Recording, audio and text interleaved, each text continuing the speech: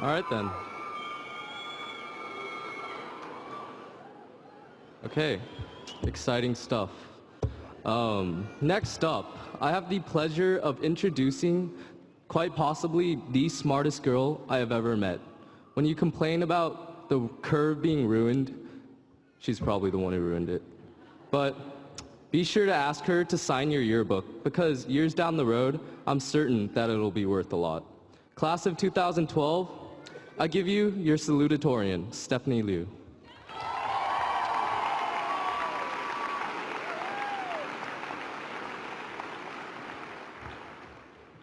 Thank you, Andrew. Man, it's surreal, isn't it? That we're finally graduating? It's been our dream for over a dozen years. We've done it!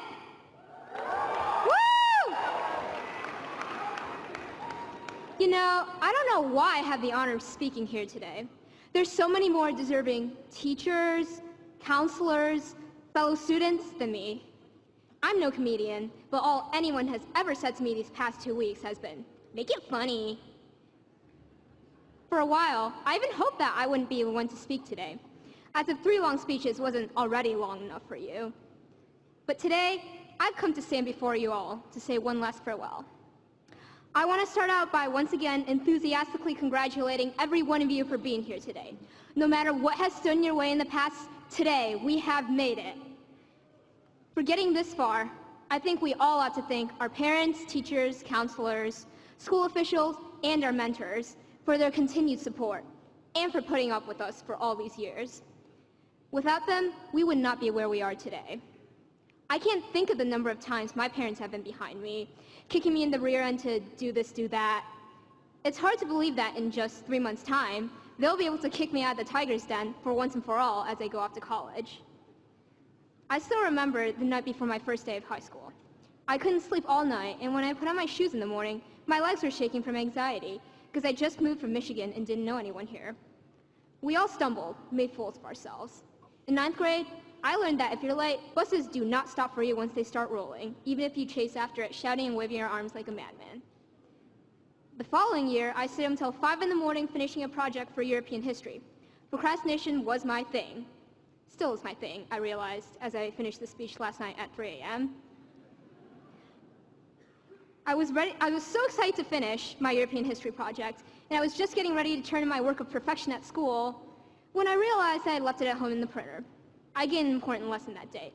Disorganization really burns. But eventually, we adapted and learned and perfected the art of procrastination. We came to pick up on many important skills: how to keep oneself awake at 5 o'clock in the morning, how to finish writing a paper in 1 hour to the satisfaction of our ever-insatiable English teachers, how to wisely use our time in English class to cram for a physics test later the same day. Then we became seniors, got senioritis, and forgot everything we had just learned. But outside the classroom setting, we learned many even more important lessons.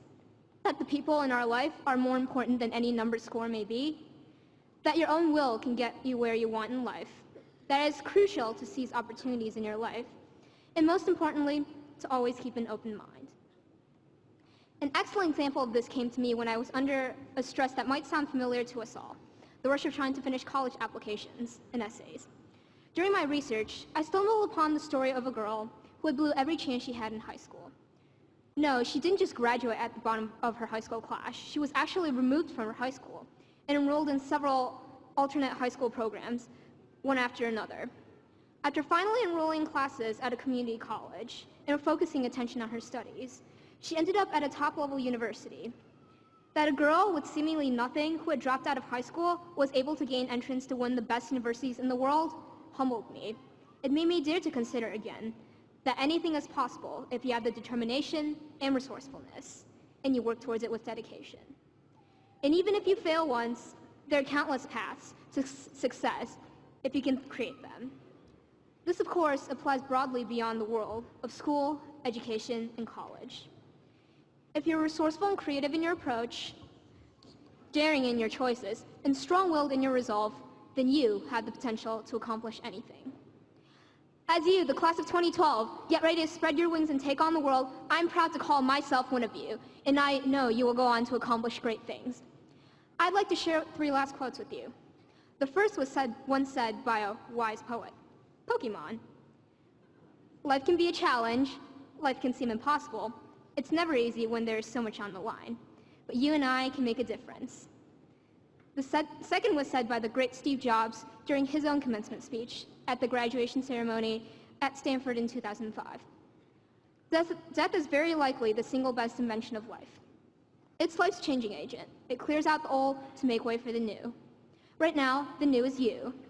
But someday, not too long from now, you will gradually become the old and be cleared away. Your time is limited, so don't waste it trying to live someone else's life. I believe from his life, we should learn the importance of innovation and thinking outside the box. From his words, the importance of seizing the moment. We stand on the brink of a wide-open future, full of every kind of opportunity. I hope that we will take the risks, seize them all, and reach our potentials, whether that's to be the very best, like no one ever was, or to start a new technological revolution, become a future president of the United States, research a cure for cancer, write the next Pulitzer Prize-winning novel, or simply share with others the gift of knowledge. When faced with choices, choose the path you know you will regret the least 20 years down the road. Thus, my final quote is this: you only live once. Now, please join me in the traditional turning of the tassel.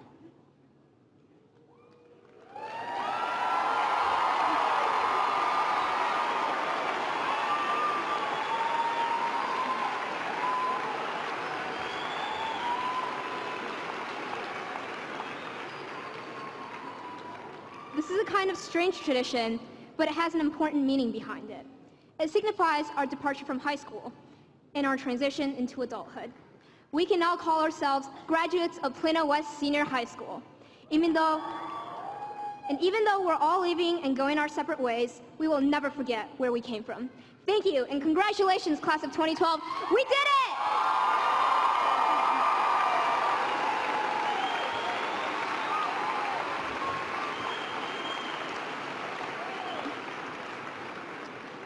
Next, I have the pleasure of introducing our next speaker, the amazing Kristen Doyle.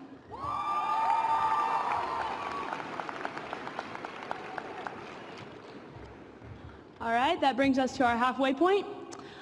Just kidding, I'm about to wrap this up for you guys. Plano West graduating class of 2012, we finally did it.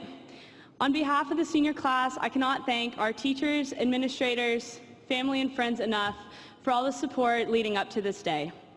This ceremonial walk is a symbol of the dedication to academic excellence that we as a Wolfpack strive for every day. This graduating ceremony is a major milestone that opens the door to new life journeys on which we will embark. To the class of 2012, I hope you never stop dreaming, never stop working towards your goals, and most importantly, never forget where you came from. No matter where life takes you, you will always be a member of the Wolfpack. Thank you, and congratulations, senior class of 2012.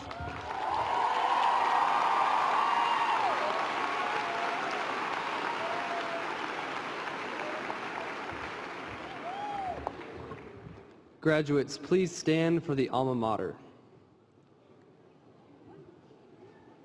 Guests, after the Plano West alma mater, please be seated for the formal recessional in respect of our graduates. Thank you.